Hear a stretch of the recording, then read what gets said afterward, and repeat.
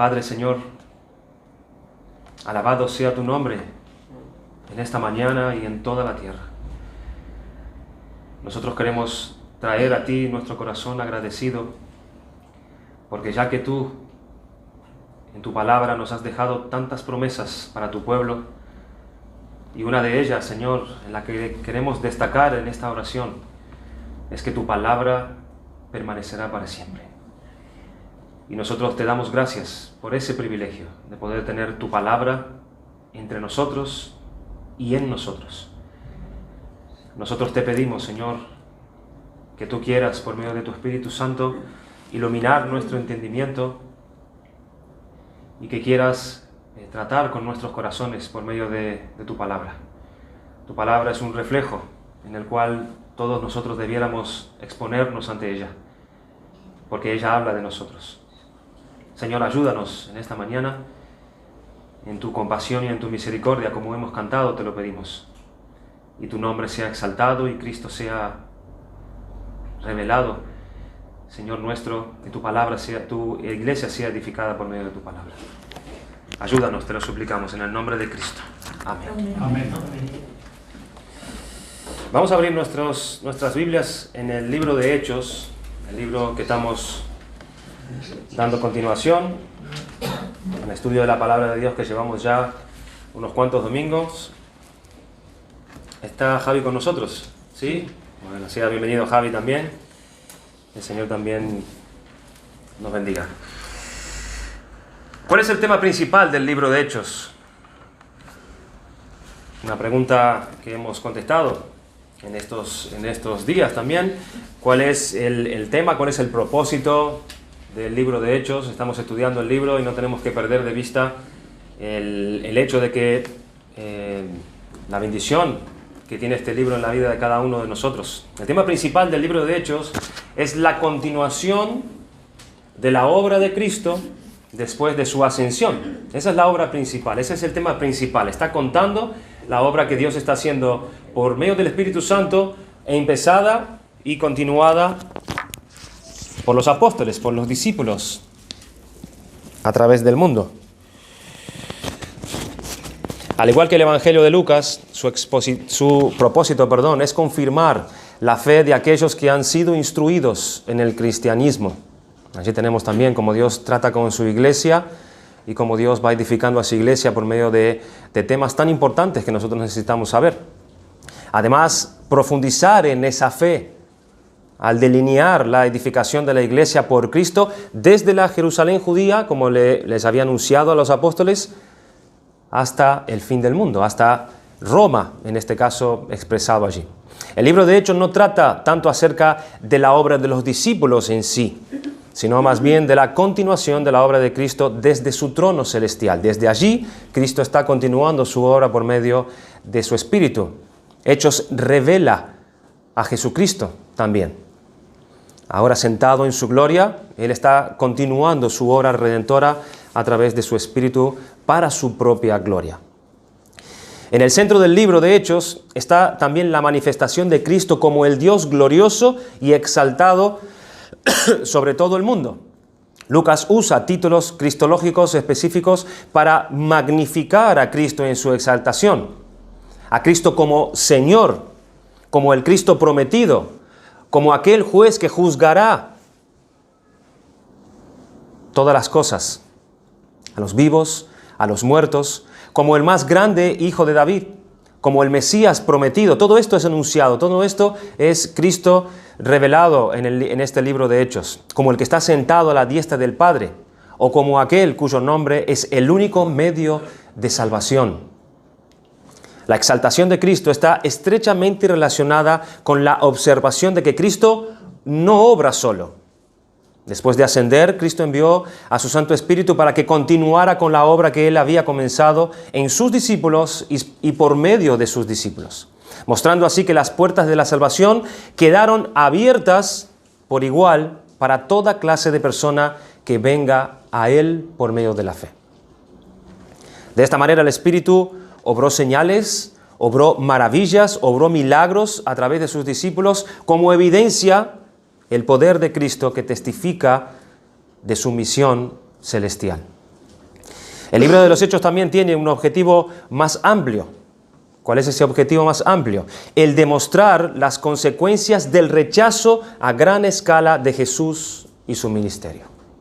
¿Cuáles son aquellas consecuencias drásticas que tienen las personas por el hecho de rechazar el Evangelio de Cristo? Pero también la inclusión después de Pentecostés de las naciones al redil de la salvación, narrando así el comienzo de la iglesia primitiva, de aquellos que confesaron a Cristo con fe y se unieron a la iglesia y se convirtieron en los verdaderos poseedores de las promesas del nuevo pacto de Dios. Jesús dice a sus apóstoles que le serían testigos en Jerusalén, extendiéndose a Judea, a Samaria y hasta los confines de la tierra. Había mucho pueblo en este mundo el cual Dios salvaría por el ministerio y la obra del Espíritu Santo en manos de los discípulos. Los apóstoles proclamaron por primera vez el mensaje de la resurrección de Cristo en Jerusalén, en este capítulo 2 que estuvimos ya estudiando, en esa gran predicación del apóstol Pedro. Nos muestra en este libro de Hechos el triunfo del Evangelio y el poder de la palabra predicada mientras esta palabra se sigue extendiendo y sigue avanzando en todo el mundo, convirtiendo y conmoviendo al mundo entero. Así que vamos a entrar en esta mañana y considerar el sermón propiamente predicado por el apóstol Pedro, que es la segunda parte de este capítulo 2. Hemos estado mirando la primera parte del capítulo 2, qué fue todo lo que ha estado sucediendo, qué fue lo que este Espíritu hizo, cómo estas personas, cómo estos discípulos empezaron a manifestar ciertas cosas, cierto poder de parte del Espíritu y cómo estas personas reaccionaron también. Ahora en este capítulo 2 tenemos la predicación de Pedro a esta multitud, del versículo 14 al versículo 40. Una de las cosas que nosotros vamos a encontrar en el libro de los Hechos son sermones. Tenemos muchos sermones en el libro de los Hechos, de forma reducida, de forma abreviada, por supuesto, pero ahí está el tema, el cual fueron los asuntos que desarrollaron los apóstoles en la predicación del Evangelio, cómo ellos lo hicieron, qué temas tocaron, cómo lo hicieron. Y esta es una de las cosas que nosotros debiéramos estudiar, debiéramos conocer bien. La predicación que ellos expusieron en aquellos tiempos, la cual es un ejemplo para todos nosotros también ahora, tanto para aquel que está desde un púlpito como para aquellos, parte de la iglesia, que comparten las buenas nuevas a toda criatura. Este sermón de Pedro contiene 3 partes y es importante que tengamos esto en mente, porque esto es estructural, tiene 3 partes, tiene una introducción, tiene un tema y tiene una conclusión. Como todo sermón, esa es la repartición, la estructura del sermón. Una introducción, un tema en el cual aborda y una conclusión o una aplicación a ese tema.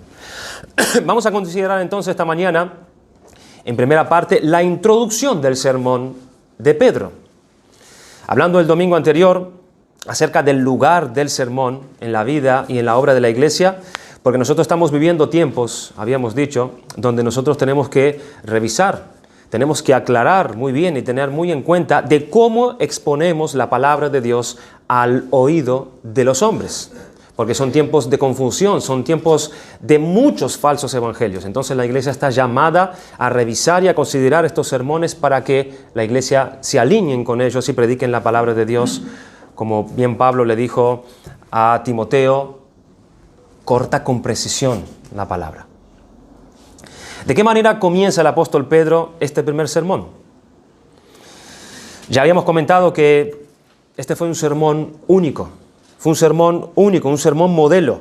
No se conoce datos en los 20 siglos de la historia de que una predicación Dios haya concedido semejante fruto. 3.000 personas que se añadía en un momento a la iglesia de Jesucristo. 3.000 personas convertidas de las tinieblas a la luz. 3.000 personas pasaron de la muerte a la vida en un instante por la predicación de un solo hombre. Era la obra grandiosa del Espíritu Santo enviado por Cristo sobre la iglesia en ese momento.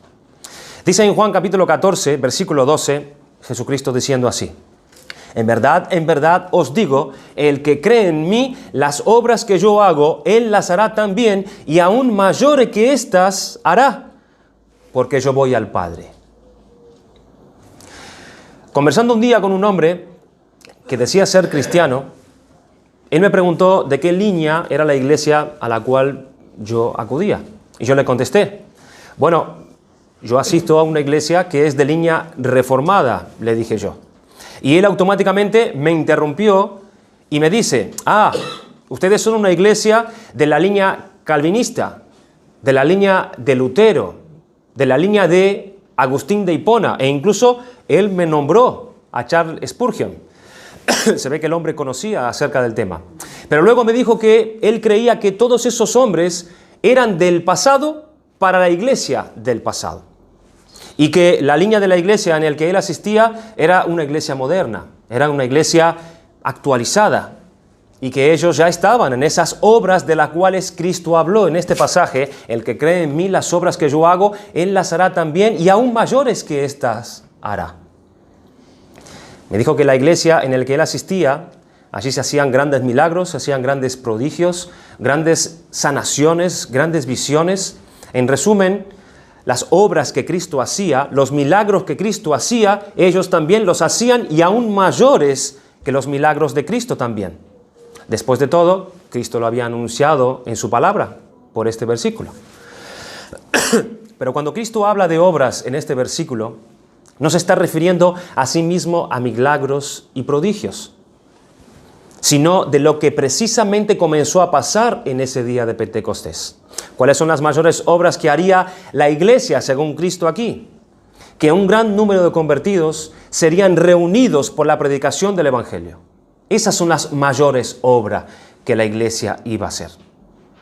Cristo estuvo limitado en un perímetro de Palestina. Cristo no salió más allá. En ninguna predicación de Cristo se convirtieron 3.000 personas al mismo tiempo. Obras mayores haría la iglesia una vez que Cristo ascendiera.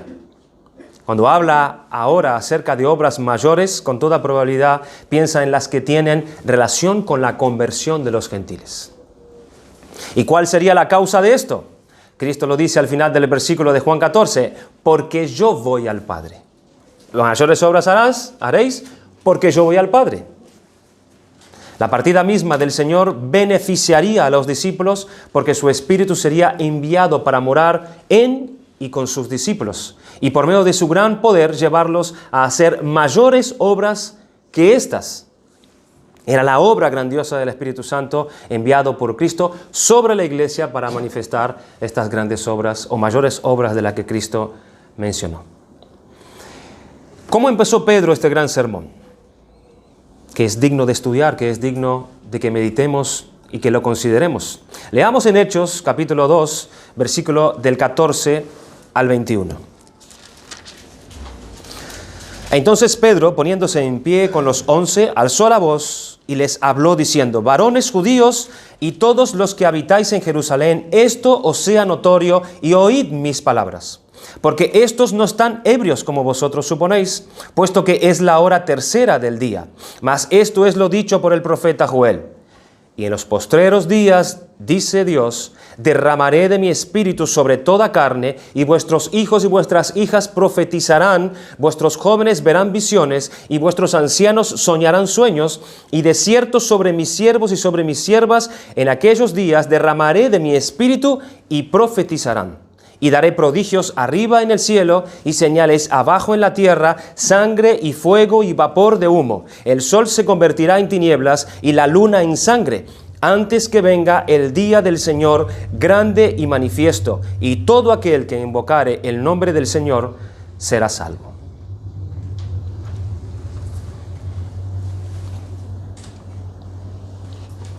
Y con estas palabras Pedro concluye su introducción, porque luego a partir del versículo 22 él dice: varones israelitas, oíd, y ahí él ya empieza el tema.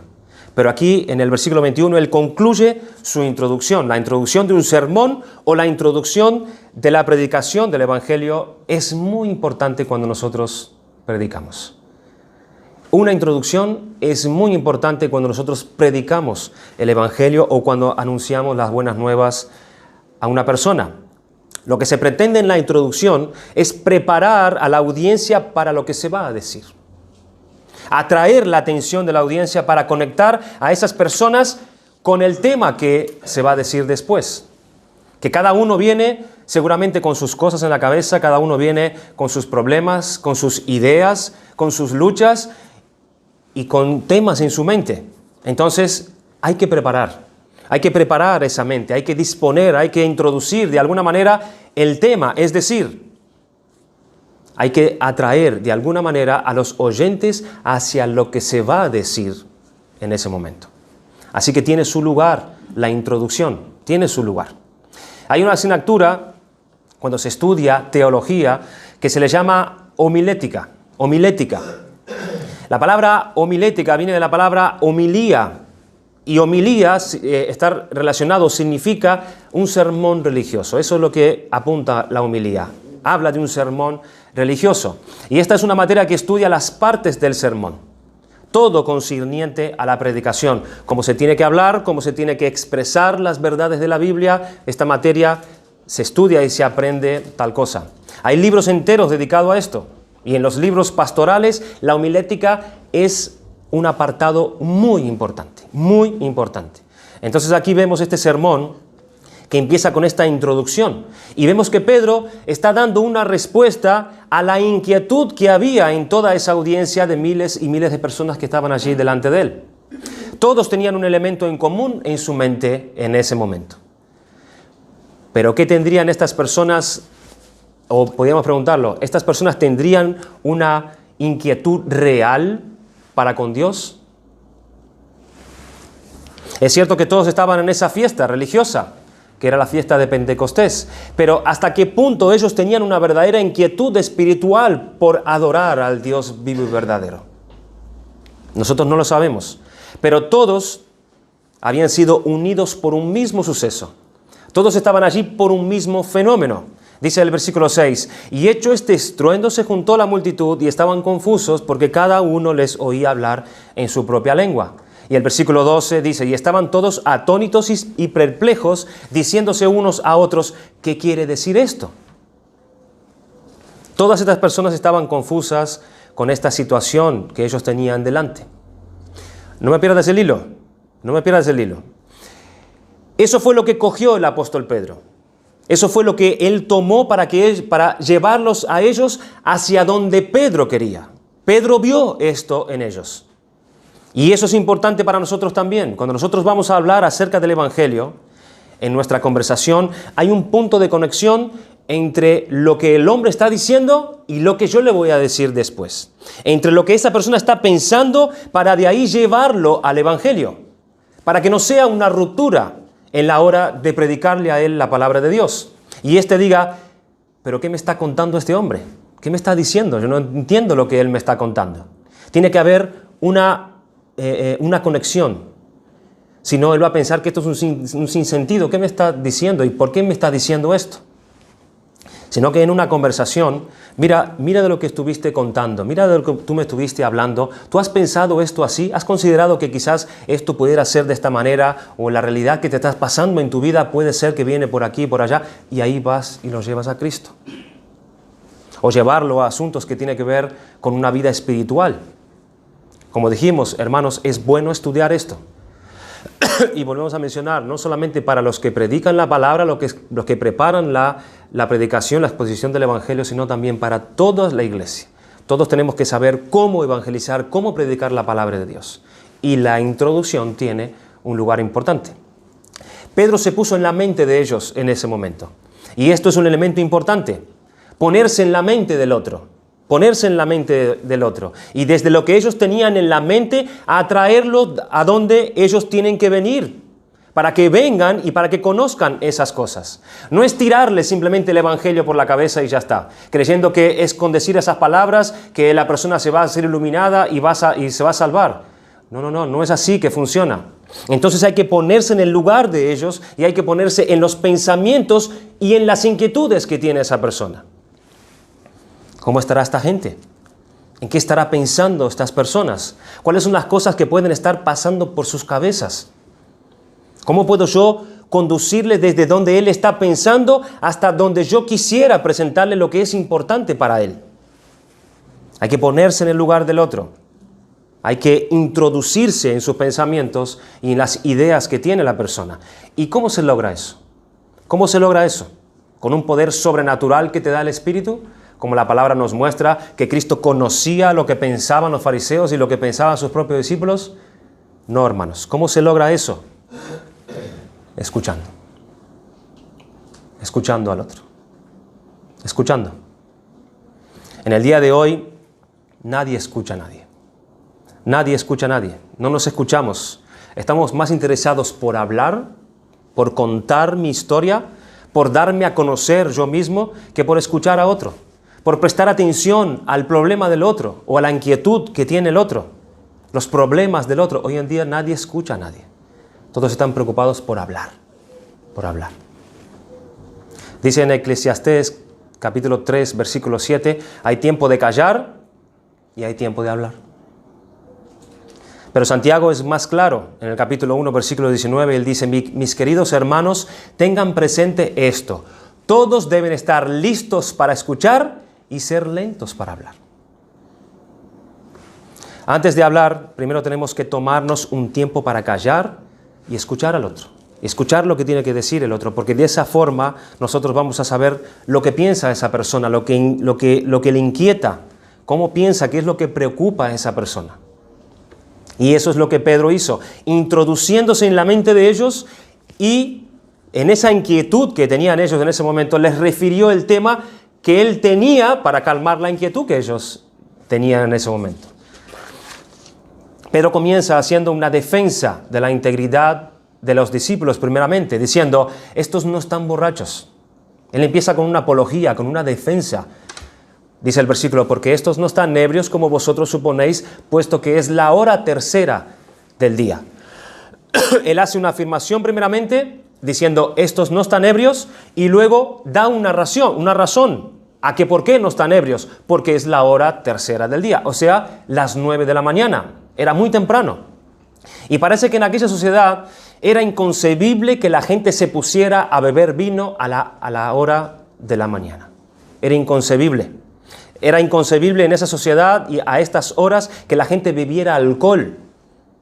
Era inconcebible. No es como en nuestra época o como en nuestra sociedad, que nosotros amanecemos como amanecemos o empezamos el día como empezamos el día. En esa sociedad era inconcebible. O sea que cuando él da esta referencia acerca que esto no puede ser porque a la mañana no se suele hacer esto en Jerusalén o en esa sociedad. Así que habría que descartar esta posibilidad. No están ebrios, tiene que ser otra cosa, sí o sí. Y después de hacer esta defensa, él citó al profeta Joel. En el capítulo 2 del profeta Joel encontramos esta cita que Pedro usó aquí. Mas esto no es que están borrachos, dice Pedro, sino que esto es lo dicho por el profeta Joel. Lo que está pasando aquí es lo dicho ya en la palabra de Dios. Y habla entonces de esa profecía que había dicho el profeta Joel hace 800 años antes de Cristo. 800 años.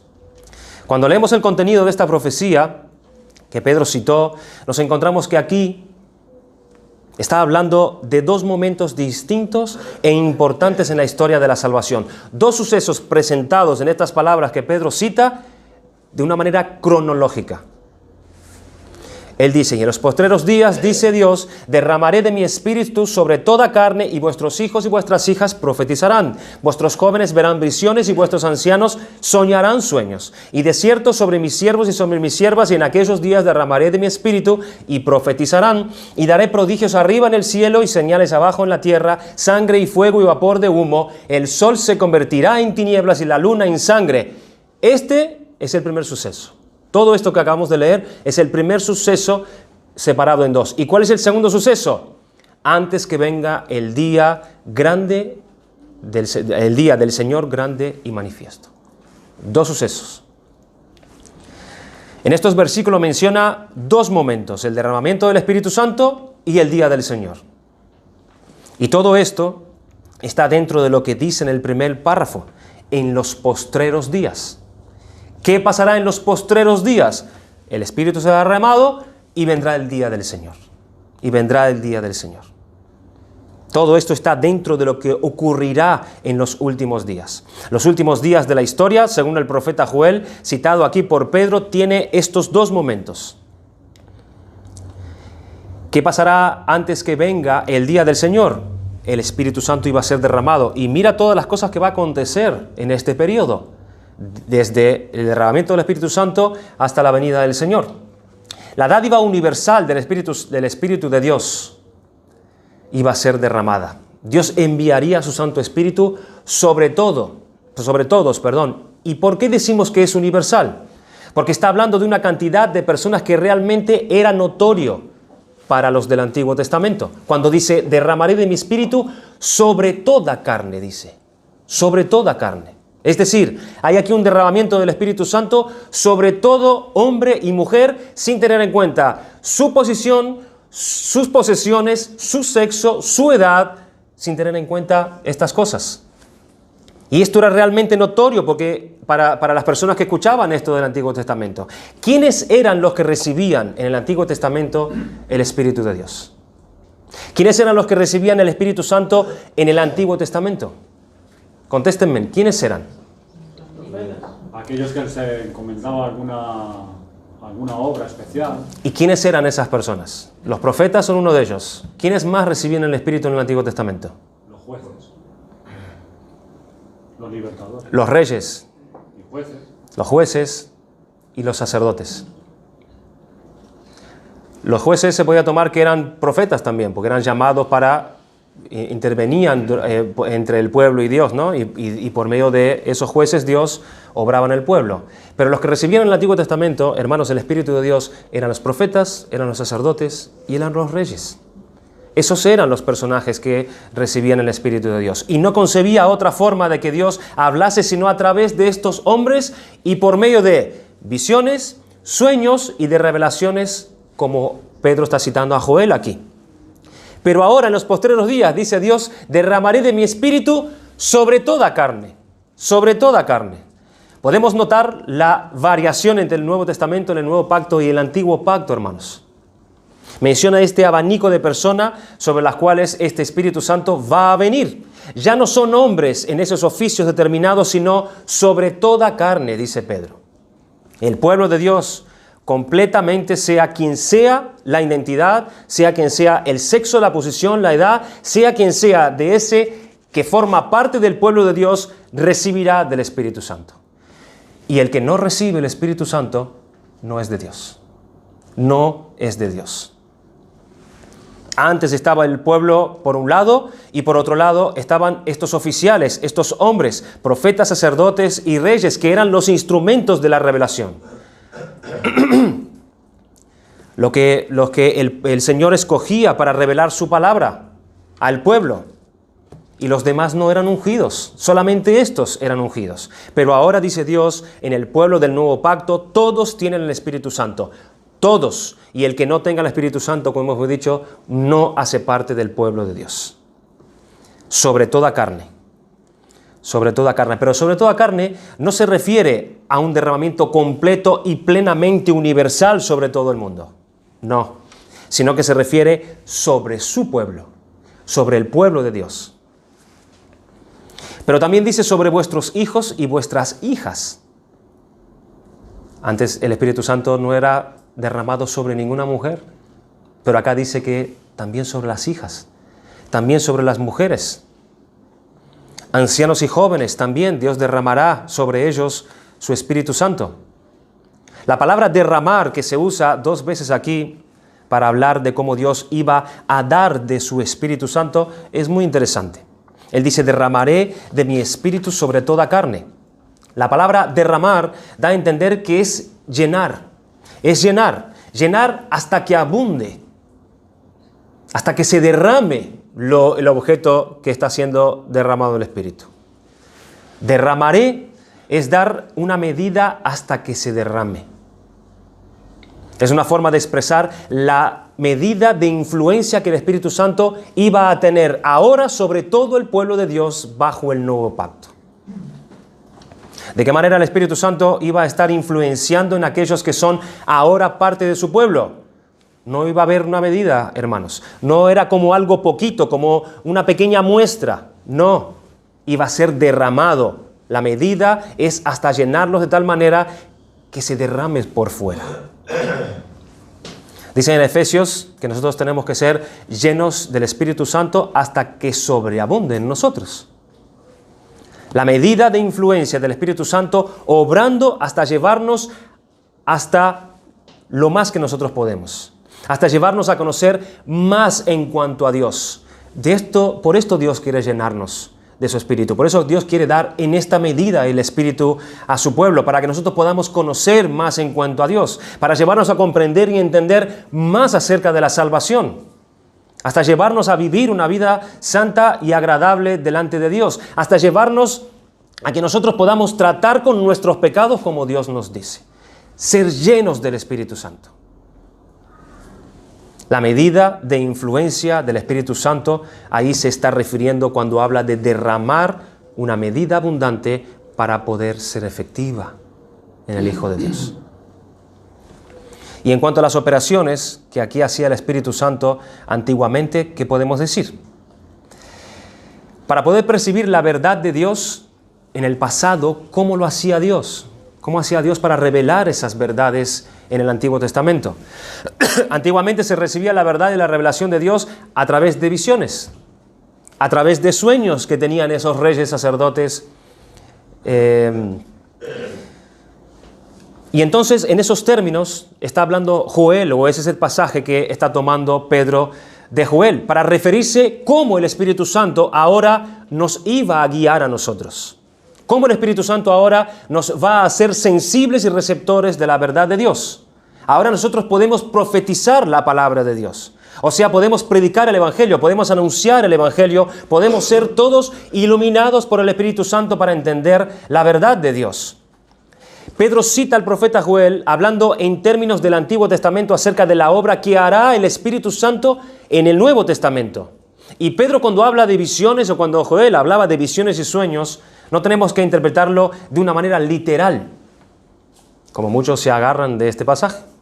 No tenemos que interpretarlo como algo literal, que ahora nosotros por el Espíritu Santo tenemos que tener sueños y tenemos que tener visiones. Mira, allí Joel lo dice. No, sino que esta era la forma del Antiguo Testamento para expresar la manera en que se recibía la palabra de Dios, en que se recibía la verdad de Dios. Y claro que ellos no tenían otra forma de explicar eso. Y entonces usaban los términos del Antiguo Testamento. Por eso lo explicaban de esa manera, cómo el Espíritu iba a obrar en ese tiempo por sueños y visiones. No conocían ellos otra manera. Nosotros tenemos que entender esto a la luz del Nuevo Testamento. Y en los postreros días, dice Dios, derramaré de mi Espíritu. Son los días en los que nosotros estamos viviendo ahora, en los que Dios nos da toda la revelación de su palabra, pero ahora el Espíritu Santo nos ilumina el entendimiento para que nosotros podamos recibir de forma salvadora la verdad de Dios. Pedro usa aquí la terminología del Antiguo Testamento que nosotros tenemos que saber encajar bien en el Nuevo Testamento, con las enseñanzas del Nuevo Testamento, y saber cómo el Espíritu Santo ahora nos da la verdad y usa esa palabra a través de nosotros. No son por medio de visiones y sueños. Son por medio de la iluminación del Espíritu, de la palabra ya revelada de Dios. No es algo literal. No es algo literal. Entonces tenemos el derramamiento del Espíritu para hablar de la tremenda influencia del Espíritu Santo.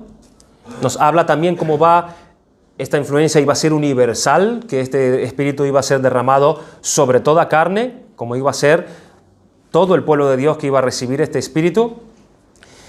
Pero tenemos los versículos siguientes que son un poco más difíciles de interpretar. Dice el versículo 19, y daré prodigios arriba en el cielo y señales abajo en la tierra, sangre y fuego y vapor de humo. El sol se convertirá en tinieblas y la luna en sangre, antes que venga el día del Señor. O sea que esto está dentro de antes de la venida del Señor. Estas cosas pasarán antes que el Señor regrese por segunda vez. Este derramamiento, con todo lo que hemos mencionado, más todas estas señales en el cielo y en la tierra, en el sol y en la luna, ocurren dentro de este periodo antes que venga la venida del Señor. Cuando el Señor Jesucristo, en Mateo capítulo 24, habla acerca de estas cosas en el tiempo del fin, Él está usando esta terminología también. Él dice en Mateo capítulo 24, versículo 29, e inmediatamente después de la tribulación de aquellos días, el sol se oscurecerá y la luna no dará su resplandor, y las estrellas caerán del cielo y las potencias de los cielos serán conmovidas. Así hacía el Señor Jesucristo. Jesucristo hablaba bajo la influencia de lo que Él conocía y había leído del Antiguo Testamento.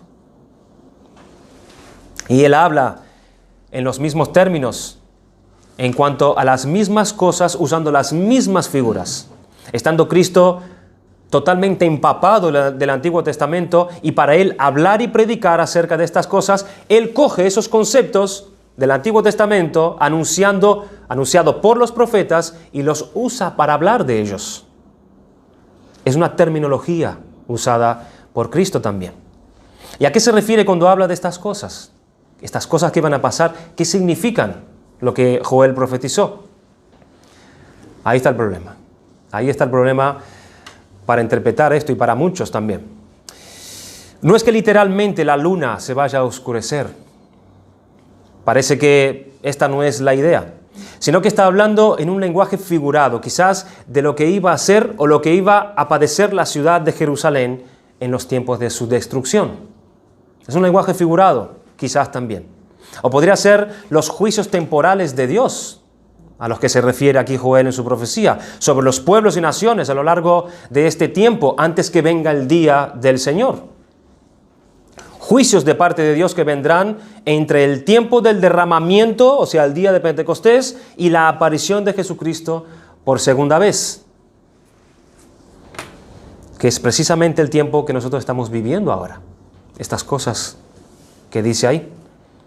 No es el juicio final, sino que puede estar hablando de juicios temporales. Este es un pasaje que es difícil de interpretar, pero muchos concuerdan que todas estas señales, estas cosas, hablan de estos juicios, hablan de cosas que pasarían, no de manera literal, sino que Dios derramando su juicio antes del juicio final. Joel predica que todas estas cosas tendrán lugar antes que venga el día grande y glorioso del Señor. Y después de estos juicios, vuelve Cristo. El día del juicio, el día en el cual todos los hombres resucitarán, porque aquí está la segunda parte, habla de dos partes: el día del derramamiento y todo lo que sucederá, y la venida del Señor Jesucristo. El día del Señor. Habla de ese día del juicio. El día en el cual todos los hombres resucitarán, todos los muertos volverán a tener un cuerpo y entonces van a comparecer delante del tribunal de Dios, delante del juicio de Dios. ¿Para qué? Para luego enviarlos donde será su destino eterno. El día del Señor grande y manifiesto, dice Joel. Esta es la consumación del plan de Dios para todos los hombres. Será ese día. Este es el día de la resurrección, el día del juicio final. El pueblo de Dios que recibió este Espíritu Santo heredará la ciudad celestial, y aquellos que rechazaron el Evangelio de Jesucristo irán a la condenación eterna. ¿Cuándo? En el día grande y glorioso y temible y terrible del Señor. Y concluye la introducción Pedro diciendo: y todo aquel que invocare el nombre del Señor será salvo. Concluye él su introducción. Pedro usa el último versículo de su cita de la profecía de Joel como una introducción y su explicación del Evangelio de Cristo. La forma de este versículo de Joel en particular indica que Pedro ya no está hablando a la multitud como un todo. Ya no se está refiriendo a la multitud como a todos a la vez. Más bien confronta al individuo que está escuchando el Evangelio de Cristo y le dice que debe invocar el nombre del Señor. A estas alturas del sermón, los oyentes entienden el término Señor como equivalente al Dios del cielo, como al Dios que ellos conocen.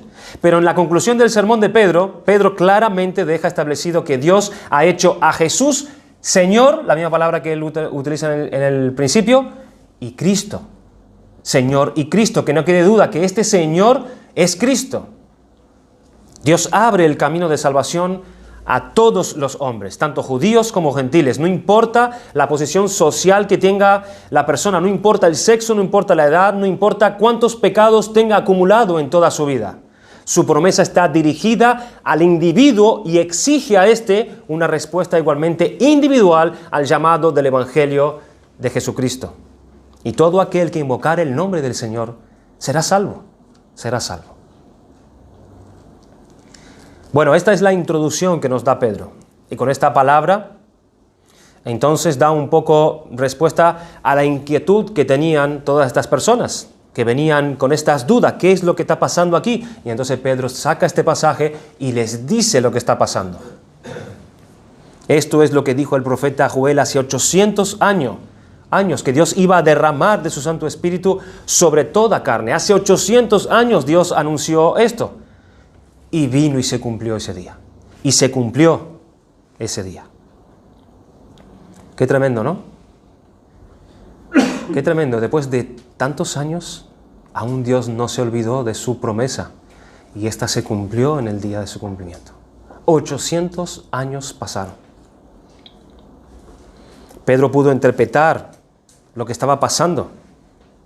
Él interpretó la palabra de Dios en ese momento. Él dijo, esto es lo que dijo el profeta Joel. Lo que está pasando aquí es lo anunciado ya por Dios. Por eso dice Dios allí. Qué bueno cuando nosotros sabemos interpretar los acontecimientos en nuestra vida a la luz de los tratos de Dios con nosotros, hermanos. Como hizo Pedro allí en ese momento. Esto es lo que Dios ha dicho en su palabra. Tendríamos que decir nosotros. ¿Por qué siento como que Dios está lejos de mí? ¿Por qué siento que es como que Dios se haya ocultado de mí? ¿Qué es lo que está pasando? ¿Cómo interpreto yo esto que me está pasando? Dios no está, como si estuviese ausente en mi vida. Ah, ya entiendo. Tengo pecado sin confesar. He entristecido al Espíritu de Dios y se ha alejado de mí. Poder interpretar los tratos de Dios a la luz de su palabra. O claro, dice el marido, ya entiendo por qué mis oraciones están siendo estorbadas. Ya entiendo. Es porque no estoy viviendo sabiamente con mi esposa dándole el honor como a vaso más frágil. Ya entiendo. Esto que me pasa, ya entiendo por qué. O dirá la mujer, oh, ya entiendo por qué estoy pasando por esta dolorosa tribulación y prueba. Porque es verdad que ninguna tribulación al presente parece ser causa de gozo, sino de tristeza, pero después da fruto apacible de justicia a los que en ella han sido ejercitados. Dios está obrando así para que, siendo más santa, participe yo de su santidad. Es por eso que estoy pasando por esta tribulación. Entender los tratos de Dios a la luz de su palabra. Qué bueno cuando nosotros sabemos interpretar los acontecimientos en nuestras vidas a la luz de los tratos de Dios por su palabra. Pero qué triste, hermanos, cuando los tratos de Dios están pasando por nuestras vidas y nosotros no sabemos interpretarlos. Eso es triste. ¿Por qué? Porque eso trae más tristeza a nuestro corazón. Es como que eso se alarga más nuestra aflicción, se prolonga más lo que estamos pasando por no saber interpretar qué es lo que está pasando. Y nos pasa como los corintios, que se nos tiene que dar a beber leche y no vianda porque aún no somos lo que tenemos que ser. Somos carnales y andamos como los hombres y no somos capaces de ver eso, de ver cómo estamos andando y por qué estamos en esa aflicción. No percibimos nuestra inmadurez y por ende no somos edificados por su palabra. Qué triste cuando los tratos de Dios están pasando por nuestras vidas y nosotros no sabemos interpretarlos. Pero Pedro sí pudo interpretar lo que estaba pasando. Esto es, dijo él, la explicación de esto es esto. Esto es lo que Dios ha dicho. Esto es lo que Dios había prometido hace 800 años y está pasando ahora. Está siendo derramado sobre todos nosotros. Después de 800 años del anuncio, llegó ese día, un momento importante en la historia de la salvación de los hombres. Y estos hombres no se enteraron de eso. Esos que estaban allí no se enteraron. Estaban todos atónicos y perplejos, diciéndose unos a otros, ¿qué quieres decir esto? ¿Qué es esto? Y tuvieron que venir a aquellos hombres que conocían la palabra de Dios, aquellos hombres que eran iluminados por el Espíritu Santo y decir, esto es lo que Dios ha dicho. Esto, se está cumpliendo esto ahora mismo. Tarda 200 años, tarda 400 años, tarda 800 años. ¿Qué es eso para el Señor? ¿Qué es eso para el Señor? Si para el Señor 1000 años es como un día. ¿Qué son 800 años para el Señor? Pues así como se cumplió la primera parte de la profecía de Joel, el día de Pentecostés, así también se cumplirá la segunda parte de su profecía. El día grande y manifiesto de la ira de Dios también se cumplirá. Y todo aquel que invocar el nombre del Señor será salvo. Será salvo. Vamos a ir al tema, vamos a tocar un poco el tema en los minutos que nos queda, que es la segunda parte de la predicación de Pedro. Vamos a ver hasta dónde nos da el tiempo para poder decir esto. El tema de Pedro va desde el versículo 22 hasta el versículo 36. No lo vamos a leer ahora porque para no alargar más el tiempo, pero confío que tú lo hayas leído ya, este libro, como hemos recomendado. Allí está el tema de Pedro, desde el versículo 22 al versículo 36. Podemos ver como algo notorio que Pedro desarrolla el contenido y lo principal del asunto. Y lo desarrolla en torno a la persona del Señor Jesucristo. Es el centro del tema de Pedro, pero con un orden. Pedro lo hace con un orden, siguiendo unas pautas, con una sucesión de ideas y desarrollándose según una lógica. Está estructurado su mensaje. Y él tiene un orden a la hora de exponer esto, una estructura fácil de seguir, una estructura factible para nuestra mente que resulta fácil de seguir lo que está exponiendo el predicador. Hay un orden allí. ¿Cuál es el orden que siguió aquí el apóstol Pedro para desarrollar su tema? El orden que él sigue es un orden cronológico según la vida del Señor Jesucristo en los diferentes momentos y lo que aconteció con él. Él no empieza con la glorificación, él empieza con su muerte y con su crucifixión. Y luego pasa a otro tema. Volviendo al tema de la homilética, como hemos dicho antes, uno de los grandes trabajos en la predicación tiene que ver con esto. Tiene que ver con esto, cómo ordenar el tema, cómo yo ordeno el tema para poder exponerlo, cómo yo desarrollo este tema, qué pasos nosotros vamos a seguir, qué pautas para hacerlo accesible y entendible a la persona que me está escuchando, para hacerlo atractivo a los oyentes, para hacerlo por lo menos fácil a aquellos que nos oyen, para que puedan asimilarlo bien. ¿Por qué, hermanos, tenemos que hacer este ejercicio? Porque nuestra mente tiene unas estructuras. Nuestra mente tiene unas estructuras. Nuestra mente trabaja sobre unas ideas que son razonadas y razonables y ordenadas. Pues eso es lo que requiere desarrollar en un tema para que nuestra mente lo pueda coger y entender. Hay que desarrollarlo de una forma ordenada y razonada. Una cosa que te va llevando a otra y esa otra se te va llevando a otra de una manera ordenada. Porque primero viene esto y luego viene lo otro y después te expongo lo otro. Y entonces así la mente lo va captando porque nuestra mente funciona de esa manera. Nuestra mente funciona de una manera estructurada para poder entender algo. Tiene una estructura para que sigamos razonamientos que son entendibles, para coger el hilo de lo que se está diciendo. Les pregunto a ustedes jóvenes, los jóvenes que están aquí, ¿alguna vez ustedes llegaron a casa diciendo a sus padres, papá, ese profesor no sabe enseñar? No sabe enseñar, y no lo digo yo solo, lo dicen todos mis compañeros. Ese profesor no sabe enseñar. ¿A qué ha pasado eso alguna vez? ¿Cierto? Ese profesor no sabe enseñar. ¿Qué quiere decir eso? Que ese profesor no sabe el tema. ¿Significa que él no se ha enterado del tema? ¿Sí? Y a lo mejor ninguno hay como ese profesor que entienda mejor el tema. A lo mejor él es catedrático y especialista en ese tema, pero no sabe ordenar el tema.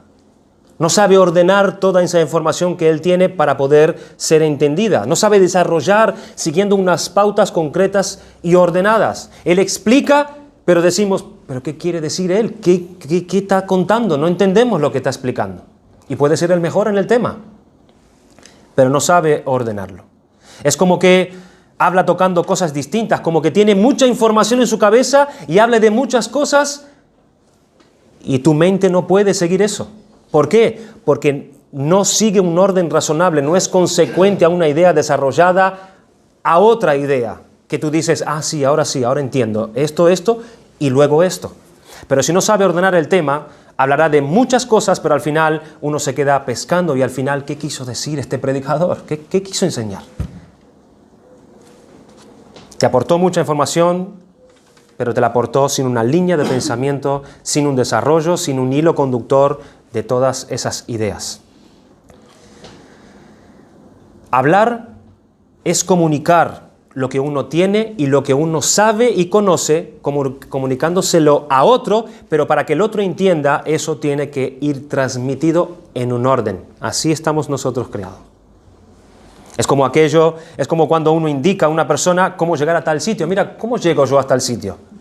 Y tú le dices, llegas a la esquina, doblas a la izquierda, luego tendrás un semáforo, luego cruzas el paso de cebra, enfrente tienes una farmacia y al lado de la farmacia está tu lugar. ¿Verdad que hay un orden para hacer llegar a esa persona a donde tiene que llegar?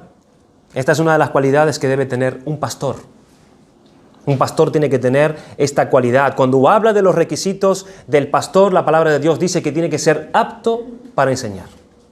Apto para enseñar. Además de sus virtudes especiales que él tiene, además de otras cualidades que sí se necesitan también, tiene que ser apto para enseñar. Y este requisito es indispensable.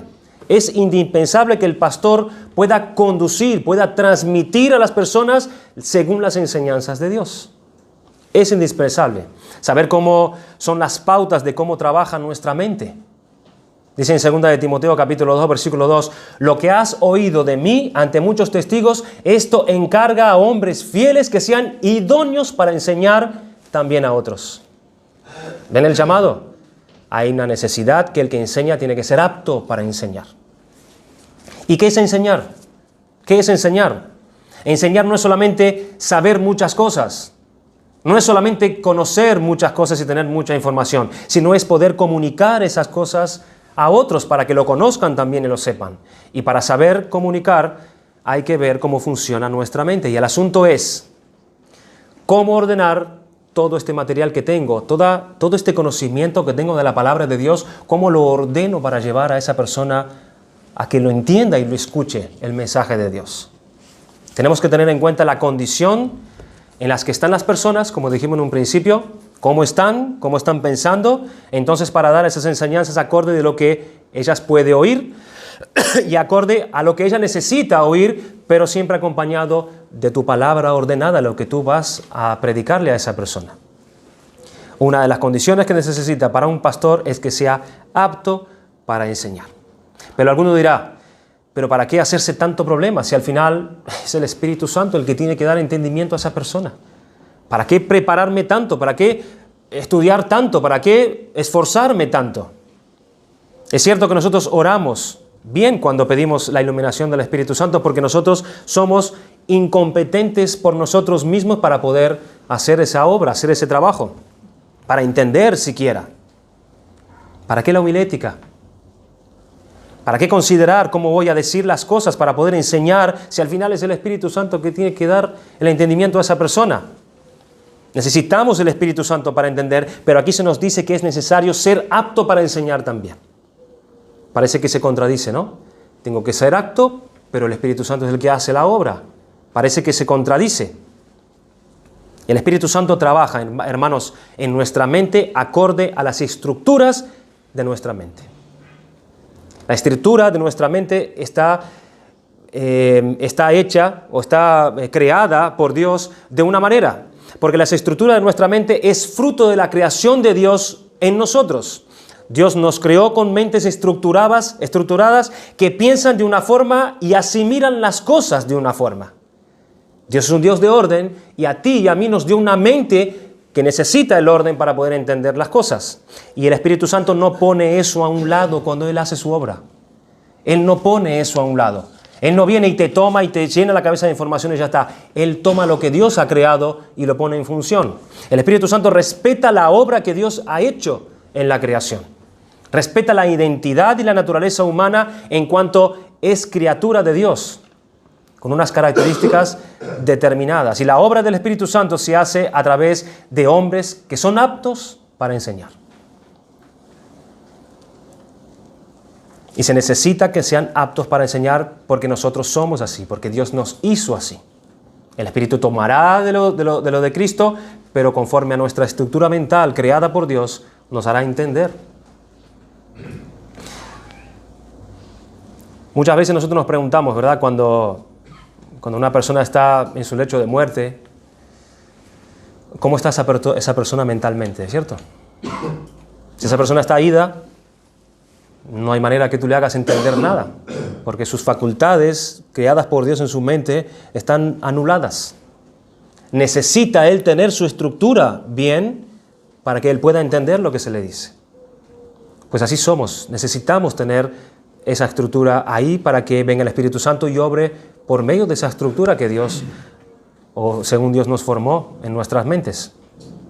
Entonces nosotros sí tenemos que buscar y desarrollar y madurar estas cualidades, porque es a través de eso que el Espíritu Santo hará su obra, es a través de eso. Sí, pero no habló Dios a Balaam por medio de un burro. No usó un burro Dios para hablar a Balaam. Es cierto, Dios habló por un burro, lo hemos leído hace no pocos domingos. ¿Qué quiere decir? ¿Que todos tenemos que hacernos burros también? ¿Para que Dios hable por medio de burros y Dios use nuestras bocas? ¿Significa eso? Estos son casos muy particulares y especiales que nosotros encontramos en las Escrituras, que Dios hable conforme a esto, una cosa así. Lo que nosotros necesitamos es ser aptos para enseñar. Aunque Dios hable por un burro, eso ya es cosa de Dios, lo nuestro es hacernos aptos para enseñar. Lo nuestro es aprender a comunicar el Evangelio de Jesucristo a otro. Por eso es bueno el poder estudiar sermones como estos, hermanos, para que nos habiliten a mirar cuáles son esas pautas que estos hombres siguieron en el pasado y que nos dan testimonio a nosotros de cómo tenemos que hacerlo también. Y este es un asunto importante. Este es un sermón ordenado por Pedro. Se me ha ido el tiempo, pero permíteme 2 minutos más. Vamos a dar simplemente un ejemplo en el sermón en cuanto al ordenamiento, a lo que es este ordenamiento. ¿Por qué no vamos a tener, allí en el versículo 22, leamos cómo empieza Pedro el tema. Versículo 22, varones israelitas, oíd estas palabras. Jesús Nazareno, varón aprobado por Dios entre vosotros, con las maravillas, prodigios y señales que Dios hizo entre vosotros por medio de él, como vosotros mismos sabéis. Pedro, después de haber hecho su introducción, él dijo, varones israelitas, oí estas palabras, Jesús Nazareno aprobado por Dios. Él empieza su tema. Vemos que Pedro va directamente al Señor Jesucristo. Directamente anuncia al Señor Jesucristo en el comienzo de su tema. Cuando uno empieza a leer, por ejemplo, la predicación que hizo el apóstol Pablo en el Areópago, apenas él nombró a Jesucristo. Y si lo hizo recién en el final de su predicación. Pero vemos que aquí Pedro lo hace al principio. ¿Por qué lo hace al principio? ¿Por qué lo hace al principio? ¿Por qué el apóstol Pedro menciona de forma tan clara el principio de su tema, la persona del Señor Jesucristo? Y lo hace con nombre y apellido, Jesús Nazareno. ¿Por qué? En el mismo versículo tenemos la respuesta. ¿Lo has visto?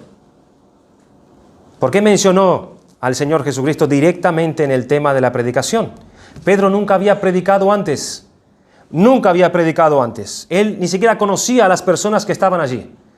En Listra, Pablo ni mencionó al Señor Jesucristo, sino que habló de la creación de Dios. No mencionó a Cristo.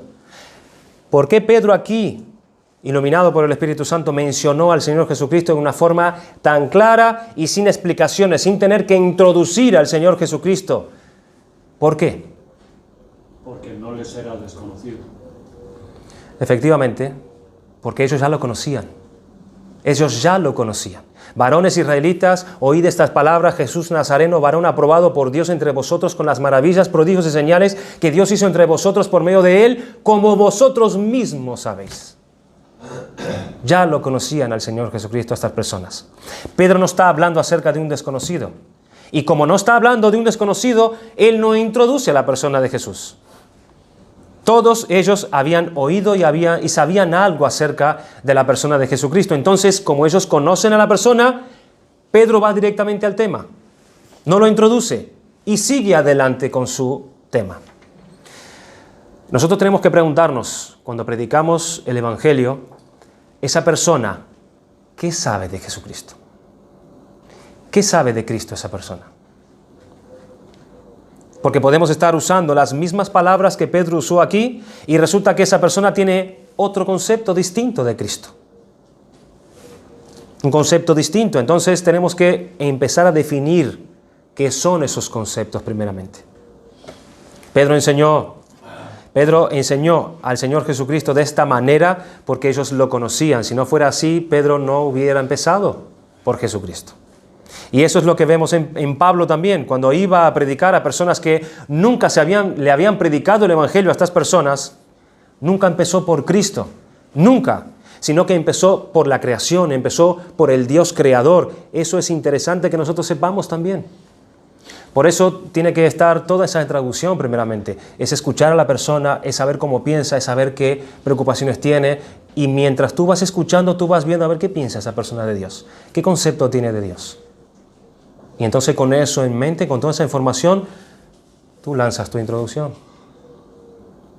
Y tienes pie para dar el tema también. Vemos a estos hombres que ellos eran sensibles al auditorio a quienes ellos predicaban. Se ponen en su lugar. Ellos no piensan, ¿cómo hago yo para exponer a Cristo rápidamente a esta persona? No, ellos son sensibles. ¿Por dónde tengo que llevar a estas personas? Él no conoce a Cristo, él no sabe de Cristo. ¿Por dónde tengo que empezar? Y eso es interesante para nosotros aprender eso. Muy interesante. Pero bueno, hermanos, vamos a dejarlo aquí. En el próximo día, si Dios lo permite, vamos a estar considerando el tema de Pedro en este sermón. Y a ver que el Señor nos bendiga también. Vamos a orar y dar gracias al Señor por su palabra.